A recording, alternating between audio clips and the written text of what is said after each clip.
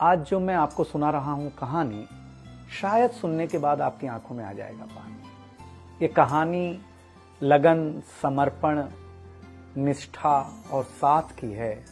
ये कहानी जितनी मेरी है उतनी ही आपकी है। इस कहानी का जो मुख्य किरदार है वो हमारे आपके जीवन का आधार है। वो आपके लिए ज्यादा, अपने लिए कम बनी है। हाँ जी, बिल्कुल सही समझ रहे हैं आप। वो हमारे आपकी पत्नी है। वो हमारी आपकी पत्नी है। कभी आपने सोचा कि वो आप एक के साथ रिश्ता जोड़ा था, लेकिन एक के साथ रिश्ता जोड़ने के लिए उसने घर, गली, आंगन, मोहल्ला, सखी, सहेली, माँ बाप, न जाने कितनों रिश्तों से अपना मुंह मोड़ा था। याद करिए, जब आपके साथ ब्याही थी और आपके घर आई थी तो बहू, भाभी, दुल्हन, न जाने कितने नामों के साथ बुलाई जाती थी। ये सुनकर के वो मन ही मन मुस्कुराए जाती थी। घर के सारे लोग उसी के भरोसे रहते थे।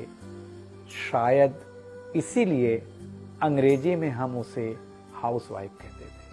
कुछ ही दिनों तक उसने दुल्हन होने का आनंद जिया। फिर झाड़ू, पोछा, बर्तन, चूल्हा, चौका, इन सब ने उसको जकड़ लिया। रोज हमारे लिए नाश्ते से लेकर खाने तक कुछ खास रखना, हमारी लंबी उम्र के लिए न जाने कितने उपवास रखना। कुछ महीनों बाद किलकारी गूंजी तो सारे ख्वाब सजे। वो मां बनी तो हम भी बाप बने।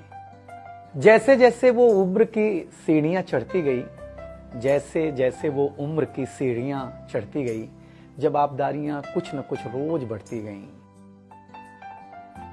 एक तरफ बच्चे पे नजर, दूसरी ओर मैं ऑफिस के लिए लेट न हो जाऊं इस बात का डर।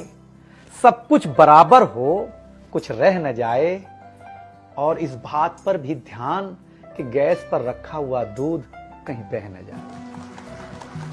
घर वालों की फरमाइशों का चूल्हा जो एक बार चलता, घर वालों की फरमाइशों का चूल्हा जो एक बार जलता, तो कब सुबह, कब शाम, कब रात हो गई उसे पता ही नहीं चलता। इन व्यस्तताओं के बीच समय का चक्र कुछ इतना तेजी से चला, मुन्ना कब मनोज हो गया, मुन्नी कब सुमन, पता ही नहीं चला। अब तक जो था प्यार, अब उसने अपना नाम बदल करके रख लिया था तकरार। बेटी को लेकर के कहना कि कुछ ज्यादा ही मन बढ़ा रखा है, तुम्हारे प्यार ने इसको सर पे चढ़ा रखा है।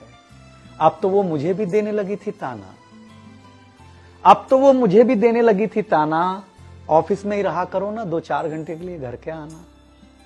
शादी के इतने दिनों बाद भी आज भी हमें सुनना पड़ता है कि न जाने कौन सा पाप किया था जो आपके साथ ब्याह किया था। और ये तो रोज की थी कहानी।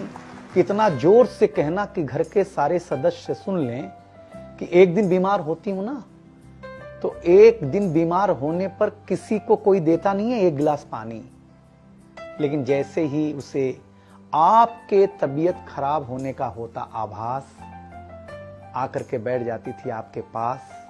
याद तो होगा ना, वो मीठी बातों के साथ माथे पर विक्स लगाना और साथ में कान में यह भी कहना कि कल सुबह अगर अच्छा ना लगे तो फिर ऑफिस मत जाना। लेकिन एक दिन समय ऐसे मोड़ पर ले आता है जहां बदल जाता है जिंदगी का ताना बाना। थाली में रोटी रखते हुए उसका ये कहना कि बेटी जवान हो गई है, क्या अब लड़का भी मुझे ही ढूंढने होगा जाना। शादी तय हो जाने के बाद 1-1 रुपया जोड़ना, पैसे कम पड़ने पर खुद का कंगन तोड़ना, सब कुछ हो जाएगा मुझे ढाढ़स बढ़ाना, सब कुछ हो जाएगा मुझे ढाढ़स बढ़ाना। विवाह का गीत खुद रोते हुए गाना। याद तो होगा ना आप लोगों को ये गुजरा हुआ जमाना।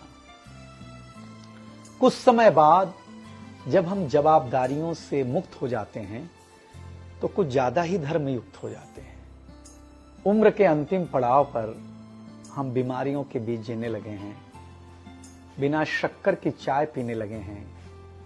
लेकिन सच ये है कि जब तक हमारी आपकी पत्नी साथ है, चाय मीठी हो न हो, लेकिन जिंदगी में पूरी मिठास है।